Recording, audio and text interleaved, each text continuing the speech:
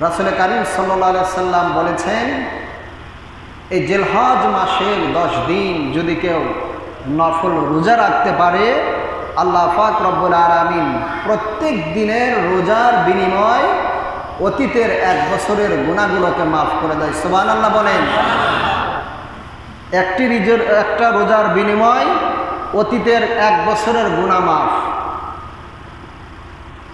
তাহলে 10টা রোজায় কয় বছরের গুনাহ মাফ? জোরে বলেন, কয় বছর? 10 বছরের গুনাহ মাফ। এই রাত্রি আল্লাহ তাআলার কাছে অতি দামি। এক একটা রাত যেন শবে কদরের রাত। সুবহানাল্লাহ বলেন। এজন্য মা বোনদেরকে বলবো, আপনারা নফল রোজা রাখবেন, রাত জাগরণ করবেন। মুরব্বী কিরাম বাবাজিদেরকে বলবো, যৌবনকালের ইবাদত এবং বৃদ্ধা বয়সের ইবাদত পার্থক্য আছে না নাই? যৌবনকালে 1 রাকাত নামাজ পড়লে যে সব, বৃদ্ধাকালে 40 রাকাত নামাজ পড়লে সেই সব। এই জন্য যুবক ভাইদেরকে বলবো, বেশি করে নফল রোজা রাখা, রাত জাগরণ করা, সালাতুল লাইল আদায় করা, কোরআনের তেলাওয়াত করা, তাসবিহ তাহলিল জিকির আজগার, এই আমলগুলো করা। যদি আমরা এই 10 দিন ঈদুল আজহার দিন পর্যন্ত যদি নফল ইবাদত করতে পারি, আল্লাহ রাব্বুল আলামিন এই সওয়াবের অধিকারী আমাদেরকে করে দেবেন। সুবহানাল্লাহ।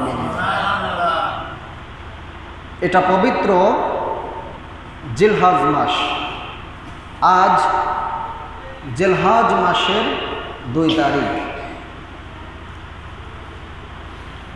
এই জিলহজ মাসের 10 তারিখে সারা বিশ্বে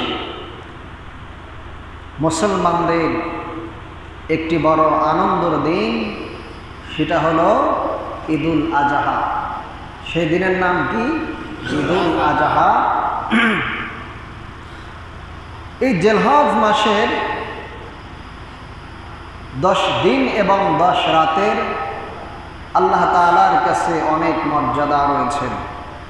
রাসূল কারীম সাল্লাল্লাহু আলাইহি সাল্লাম এই 10টি রাত এবং 10টি দিনকে অনেক গুরুত্ব সহকারে হাদিস বর্ণনা করেছেন।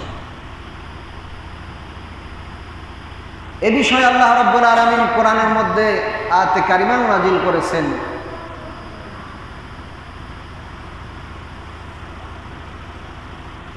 আল্লাহ পাক রব্বুল আলামিন কোরআনের মধ্যে আয়াত নাযিল করেছেন, ওয়াল ফাজর ওয়া লায়ালিন আশর।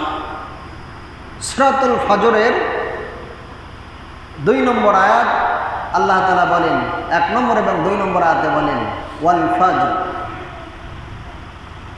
সকালের শপথ, ফজরের শপথ, ওয়া লায়ালিন আশর, এই যে 10টি রাত, এই 10টি রাতের অনেক মর্যাদা রয়েছে।